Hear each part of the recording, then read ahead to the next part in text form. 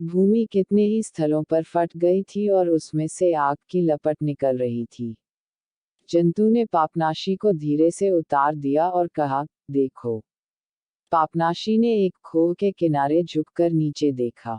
एक आग की नदी पृथ्वी के अंतस्थल में दो काले काले पर्वतों के बीच से बह रही थी। वहां धुंधले प्रकाश में नरक के दूत पापात्माओं को कष्ट दे रहे थे। इन आत्माओं पर उनके मृत शरीर का हल्का आवरण था। यहाँ तक कि वह कुछ वस्त्र भी पहने हुए थी। ऐसे दारुण कष्टों में भी यह आत्माएं बहुत ढकी न जान पड़ती थीं। उनमें से एक जो लंबी, गौरवर्ण, आंखें बंद किए हुए थी, हाथ में एक तलवार लिए जा रही थी। उसके मधुर स्वरों से समस्त मरुभूमि गूंज रही थी। वह देवताओं और शूरवीरों की विरुदावली गा रही थी। छोटे छोटे हरे रंग के दैत्य उनके होंठ और कंठ को लाल लोहे की सलाखों से छेद रहे थे। यह अमर कवि होम की प्रतीच्छाया थी। वह इतना कष्ट झेलकर भी गाने से बाज न आती थी। उसके समीप ही अंकोरस, जिसके सिर के बाल गिर गए थे, धूल में परकाल से शिकले बना रहा था। एक दैत्य उसके कानों में खौलता हुआ तेल डाल रहा था, पर उसकी एकाग्रता को भंग न कर सकता था। इसके अतिरिक्त पापनाशी को और कितनी ही आत्माएं दिखाई दी जो जलती हुई नदी के किनारे बैठी हुई उसी भांति पठन पाठन, वाद प्रतिवाद, उपासना ध्यान में मग्न थी जैसे यूनान के गुरुकुलों में गुरु शिष्य किसी वृक्ष की छाया में बैठकर किया करते थे। वृद्ध टिमाक्लीज ही सबसे अलग था और भ्रांतिवादियों की भांति सिर हिला रहा था। एक दैत्य उसकी आंखों के सामने एक मशाल हिला रहा था, किंतु टिमाक्लीज आंखें ही न खोलता था।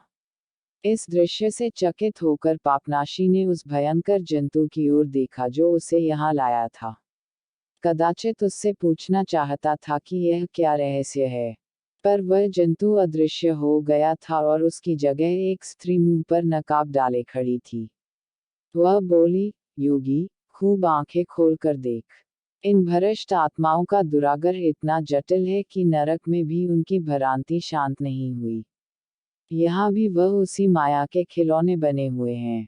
मृत्यु ने उनके भ्रमजाल को नहीं तोड़ा क्योंकि प्रत्यक्ष ही, केवल मर जाने से ही ईश्वर के दर्शन नहीं होते। जो लोग जीवन भर अज्ञानांधकार में पड़े हुए थे, वह मरने पर भी मूर्ख ही बने रहेंगे। यह दैत्यगण ईश्वरीय न्याय के यंत्र ही तो हैं। यही कारण है कि आत्माएं उन्हें न देखती हैं न उनसे भयभीत होती हैं। वह सत्य के ज्ञान से शून्य थे, अतएव उन्हें अपने अकर्मों का भी ज्ञान न था। उन्होंने जो कुछ किया अज्ञान की अवस्था में किया। उन पर वह दोषारोपण नहीं कर सकता, फिर वह उन्हें दंड भोगने पर कैसे मजबूर कर सकता है। पापनाशी ने उत्तेजित होकर कहा, ईश्वर सर्वशक्तिमान है, वह सब कुछ कर सकता है। नकाबपोश स्त्री ने उत्तर दिया, नहीं, वह सत्य को सत्य नहीं कर सकता। उसको दंड भोग के योग्य बनाने के लिए पहले उनको अज्ञान से मुक्त करना होगा, और जब वह अज्ञान से मुक्त हो जाएंगे तो वह धर्मात्माओं की श्रेणी में आ जाएंगे। पापनाशी उद्विग्न और ममात होकर फिर खोह के किनारों पर झुका। उसने निसियास की छाया को एक पुष्पमाला सिर पर डाले और एक झुलसे हुए मेहंदी के वृक्ष के नीचे बैठे देखा। उसकी बगल में एक अति रूपवती वेश्या बैठी हुई थी और ऐसा विदित होता था कि वह प्रेम की व्याख्या कर रहे हैं। वेश्या की मुखश्री मनोहर और अप्रतिम थी। उन पर जो अग्नि की वर्षा हो रही थी वह उसकी बूंदों के समान सुखद और शीतल थी, और वह झुलसती हुई भूमि उनके पैरों से कोमल तृण के समान दब जाती थी। यह देखकर पापनाशी की क्रोधाग्नि जोर से भड़क उठी। उसने चिल्लाकर कहा, ईश्वर, इस दुराचारी पर वज्रघात कर। यह निसियास है। उसे ऐसा कुचल कि वह रोए, कराहे और क्रोध से दांत पीसे। उसने थायस को भ्रष्ट किया है। सहसा पापनाशी की आंखें खुल गईं। वह एक बलिष्ठ मांझी की गोद में था। मांझी बोला, बस मित्र, शांत हो जाओ। जल देवता साक्षी है कि तुम नींद में बुरी तरह चौंक पड़ते हो। अगर मैंने तुम्हें संभाल न लिया होता तो तुम अब तक पानी में डुबकियां खाते होते। आज मैंने तुम्हारी जान बचाई। पापनाशी बोला, ईश्वर की दया है। वह तुरंत उठ खड़ा हुआ और इस स्वप्न पर विचार करता हुआ आगे बढ़ा। अवश्य ही यह दुस्वप्न है। नरक को मिथ्या समझना ईश्वरीय न्याय का अपमान करना है। इस स्वप्न को प्रेषक कोई पिशाच है। ईसाई तपस्वियों के मन में नित्य यह शंका उठती रहती कि इस स्वप्न का हेतु ईश्वर है या पिशाच। पिशाचादि उन्हें नित्य घेरे रहते थे। मनुष्यों से जो मुंह मोड़ता है, उसका गला पिशाचों से नहीं छूट सकता। मरुभूमि पिशाचों का क्रीड़ा क्षेत्र है। वहां नित्य उनका शोर सुनाई देता है। तपस्वियों को प्रायः अनुभव से, स्वप्न की व्यवस्था से ज्ञान हो जाता है कि यह मर्द ईश्वरीय प्रेरणा है या पिशाचिक प्रलोभन।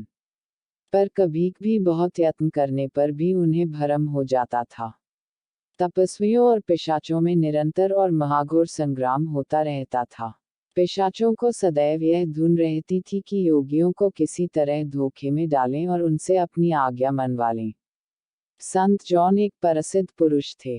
पिशाचों के राजा ने 60 वर्ष तक लगातार उन्हें धोखा देने की चेष्टा की, पर संत जॉन उसकी चालों को ताड़ लिया करते थे। एक दिन पिशाच राजा ने एक वैरागी का रूप धारण किया और जॉन की कुटी में आकर बोला, जॉन, कल शाम तक तुम्हें अनशन व्रत रखना होगा। जॉन ने समझा, वही ईश्वर का दूत है, और 2 दिन तक निर्जल रहा।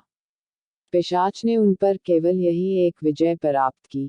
यद्यपि इससे पिशाचराज का कोई कुत्सित उद्देश्य न पूरा हुआ, पर संत जॉन को अपनी पराजय का बहुत शोक हुआ। किंतु पापनाशी ने जो स्वप्न देखा था उसका विषय ही कह देता था कि इसका कर्ता पिशाच है। वह ईश्वर से दीन शब्दों में कह रहा था, मुझसे ऐसा कौन सा अपराध हुआ जिसके दंडस्वरूप तूने मुझे पिशाच के फंदे में डाल दिया। सहसा उसे मालूम हुआ कि मैं मनुष्यों के एक बड़े समूह में इधर उधर धक्के खा रहा हूँ। कभी इधर जा पड़ता हूँ, कभी उधर। उसे नगरों की भीड़-भाड़ में चलने का अभ्यास न था।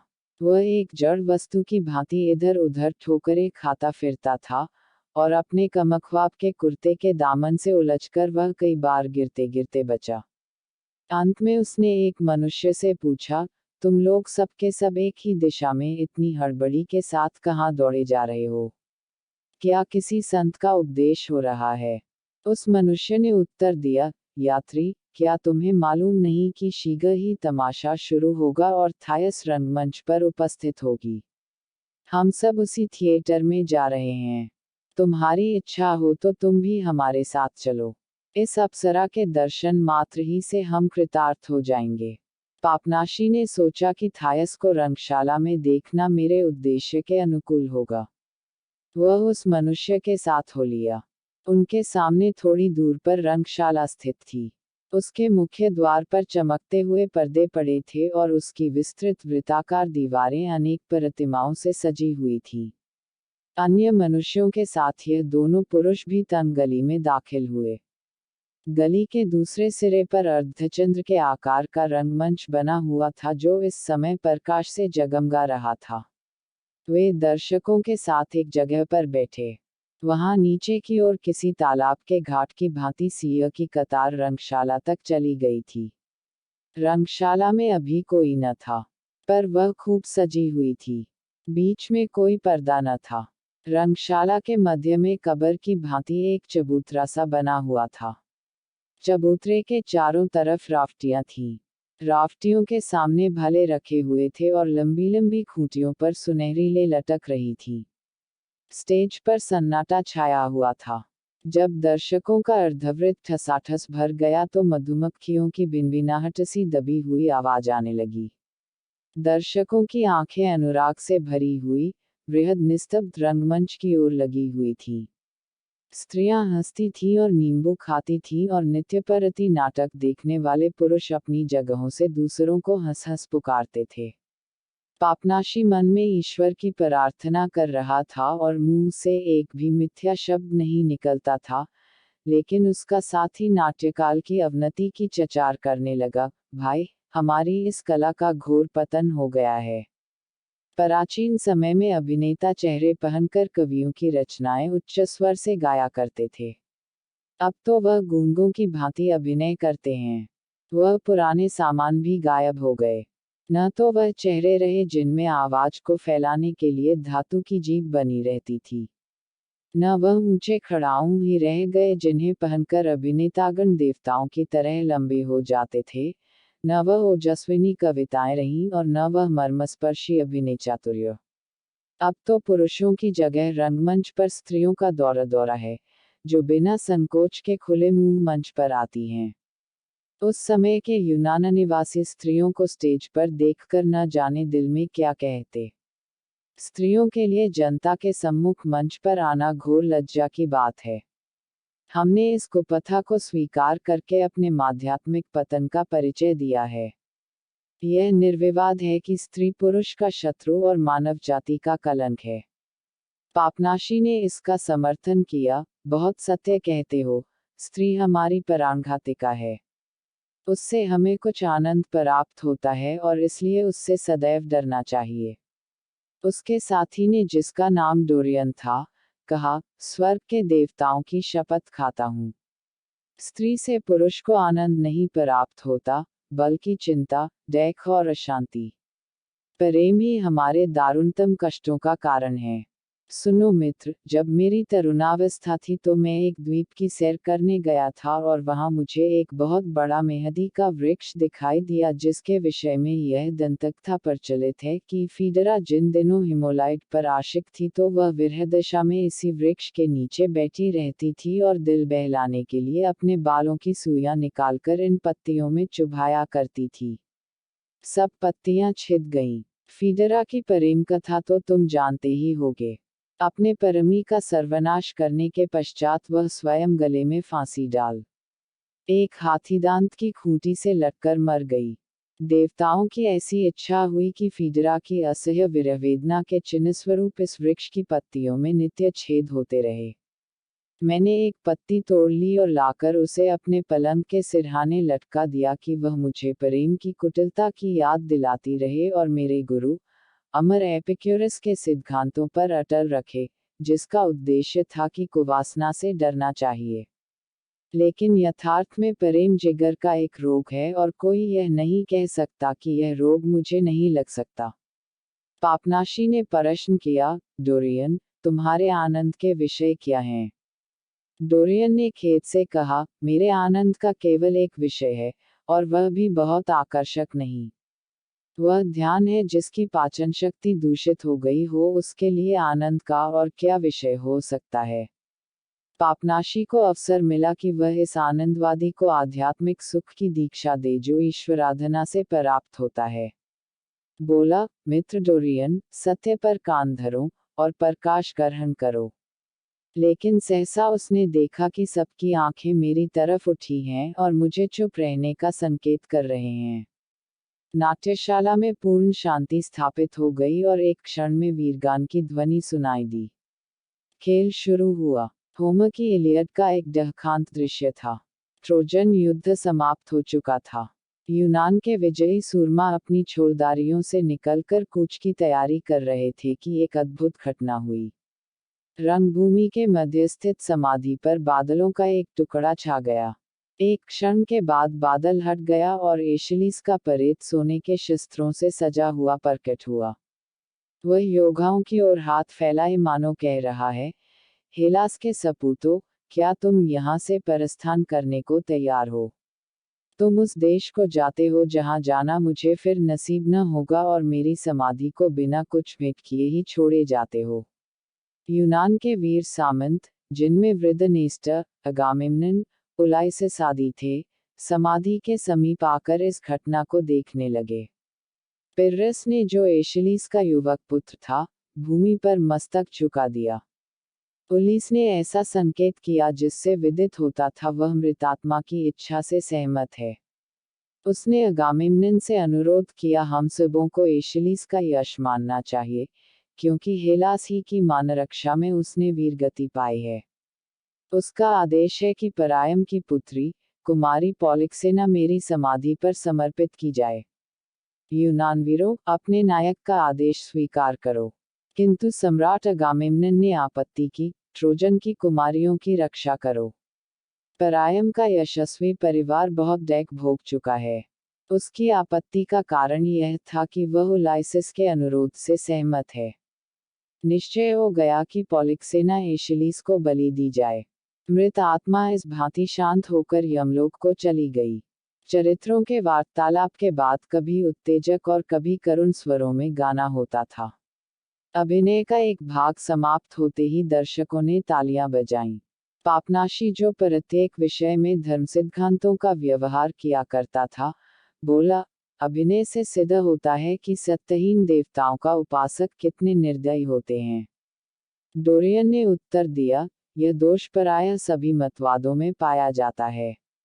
सौभाग्य से महात्मा एपिक्यूरस ने, जिन्हें ईश्वरीय ज्ञान प्राप्त था, मुझे अदृश्य की मिथ्या शंकाओं से मुक्त कर दिया। इतने में अभिनय फिर शुरू हुआ।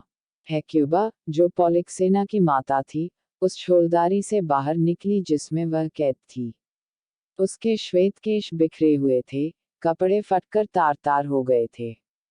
उसकी शोकमूर्ति देखते ही दर्शकों ने वेदनापूर्ण आह भरी। हेक्युबा को अपनी कन्या के विषादमय अंत का एक स्वप्न द्वारा ज्ञान हो गया था। अपने और अपनी पुत्री के दुर्भाग्य पर वह सिर पीटने लगी। उलाइसिस ने उसके समीप जाकर कहा, पॉलिक्सेना पर से अपना मातस्त्रेय अब उठा लो। वृद्धा स्त्री ने अपने बाल नोच लिए, मुंह का नखों से खसोटा और निर्दयी योगा उलाइसिस के हाथों को चूमा, जो अब भी दयाशून्य शांति से कहता जान पड़ता था, हेक्युबा, धैर्य से काम लो। जिस विपत्ति का निवारण नहीं हो सकता, उसके सामने सिर झुकाओ। हमारे देश में भी कितनी ही माताएं अपने पुत्रों के लिए रोती रही हैं, जो आज यहाँ वृक्षों के नीचे मोहनिद्रा में मग्न हैं। और हेक्युबा ने, जो पहले एशिया के सबसे समृद्धिशाली राज्य की स्वामिनी थी और इस समय गुलामी की बेड़ियों में जकड़ी हुई थी, नैराश्य से धरती पर सिर पटक दिया। तब छोलदारियों में से एक के सामने का पर्दा उठा और कुमारी पॉलिक्सेना प्रकट हुई। दर्शकों में एक सनसनी सी दौड़ गई। उन्होंने थायस को पहचान लिया। पापनाशी ने उस वेश्या को फिर देखा जिसकी खोज में वह आया था। वह अपने गोरे हाथ से भारी पर्दे को ऊपर उठाए हुए थी। वह एक विशाल प्रतिमा की भांति स्थिर खड़ी थी। उसके अपूर्व लोचनों से गर्व और आत्मोत्सर्ग झलक रहा था और उसके प्रदीप्त सौंदर्य से समस्त दर्शक वृंद एक निरुपाय लालसा के आवेग से थर्रा उठे। पापनाशी का चित्त व्यग्र हो उठा। छाती को दोनों हाथों से दबाकर उसने एक ठंडी सांस ली और बोला, ईश्वर, तूने एक प्राणी को क्यों कर इतनी शक्ति प्रदान की है। किंतु डोरियन जरा भी अशांति न हुआ। बोला, वास्तव में जिन परमाणुओं के एकत्र हो जाने से इस स्त्री की रचना हुई है, उसका संयोग बहुत ही नयनाभिराम है। लेकिन यह केवल प्रकृति की एक क्रीड़ा है, और परमाणु जड़ वस्तु है। किसी दिन वह स्वाभाविक रीति से विच्छिन्न हो जाएंगे। जिन परमाणुओं से लैला और क्लियोपेट्रा की रचना हुई थी, वह अब कहाँ हैं? मैं मानता हूँ कि स्त्रियां कभी भी बहुत रूपवती होती हैं, लेकिन वह भी तो विपत्ति और घृणोत्पादक अवस्थाओं के वशीभूत हो जाती हैं। बुद्धिमानों को यह बात मालूम है, यद्यपि मूर्ख लोग इस पर ध्यान नहीं देते। योगी ने भी थायस को देखा, दार्शनिक ने भी। दोनों के मन में भिन्न भिन्न विचार उत्पन्न हुए। एक ने ईश्वर से फरियाद की, दूसरे ने उदासीनता से तत्व का निरूपण किया। इतने में रानी हेक्युबा ने अपनी कन्या को इशारों से समझाया, मानो कह रही है, इस हृदयहीन उलाइसिस पर अपना जादू डाल। अपने रूपलावण्य, अपने यौवन और अपने अश्रुप्रवाह का आश्रय ले। थायस, या कुमारी पॉलिक्सेना ने छोलदारी का पर्दा गिरा दिया। तब उसने एक कदम आगे बढ़ाया, लोगों के दिल हाथ से निकल गए। और जब वह गर्व से तालों पर कदम उठाती हुई उलाइसिस की ओर चली तो दर्शकों को ऐसा मालूम हुआ मानो वह सौंदर्य का केंद्र है। कोई आपे में न रहा। सबकी आंखें उसी ओर लगी हुई थीं। अन्य सभी का रंग उसके सामने फीका पड़ गया। कोई उन्हें देखता भी न था। उलाइसिस ने मुंह फेर लिया और मुंह चादर में छिपा लिया कि इस दया भिखारिनी के नेत्र कटाक्ष और परिमालिंगन का जादू उस पर न चले। पॉलिक्सेना ने उससे इशारों से कहा, मुझसे क्यों डरते हो? मैं तुम्हें प्रेमपाश में फंसाने नहीं आई हूँ। जो अनिवार्य है, वह होगा।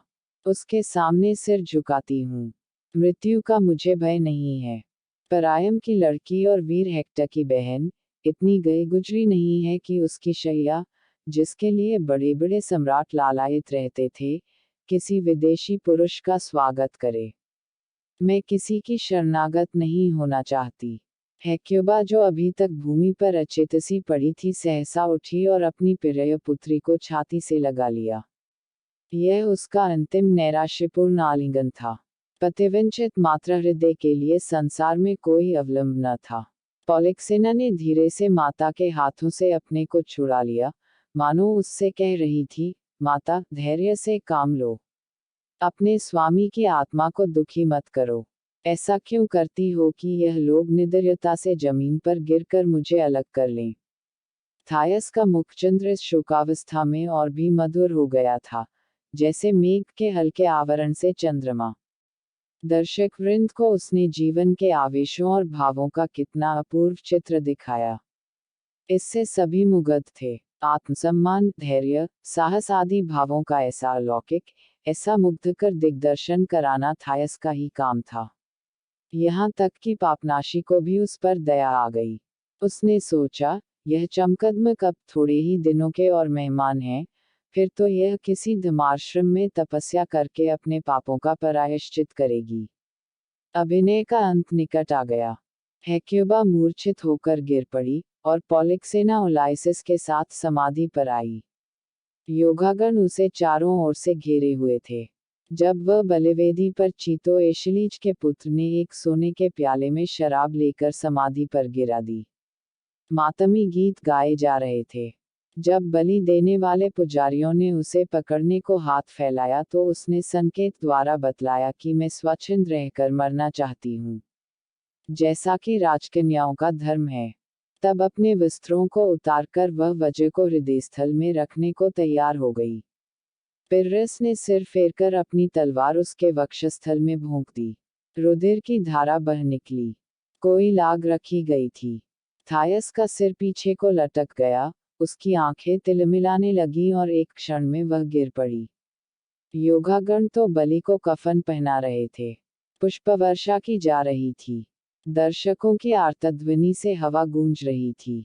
पापनाशी उठ खड़ा हुआ और उच्च स्वर से उसने यह भविष्यवाणी की, मिथ्यावादियों और परेतों के पूजने वालों, यह क्या भ्रम हो गया है। तुमने अभी जो दृश्य देखा है वह केवल एक रूपक है। उस कथा का आध्यात्मिक अर्थ कुछ और है, और यह स्त्री थोड़े ही दिनों में अपनी इच्छा और अनुराग से ईश्वर के चरणों में समर्पित हो जाएगी। इसके 1 घंटे बाद पापनाशी ने थायस के द्वार पर जंजीर खटखटाई। थायस उस समय रईसों के मोहल्ले में सिकंदर की समाधि के निकट रहती थी। उसके विशाल भवन के चारों ओर सायेदार वृक्ष थे, जिनमें से एक जलधारा कृत्रिम चट्टानों के बीच से होकर बहती थी। एक बुरी हबशिन दासी ने, जो मुंदरियों से लदी हुई थी, आकर द्वार खोल दिया और पूछा, क्या आ गया है। पापनाशी ने कहा, मैं थॉमस से भेंट करना चाहता हूँ। ईश्वर साक्षी है कि मैं यहाँ इसी काम के लिए आया हूँ। वह अमीरों के से वस्त्र पहने हुए था और उसकी बातों से रोग पटकता था।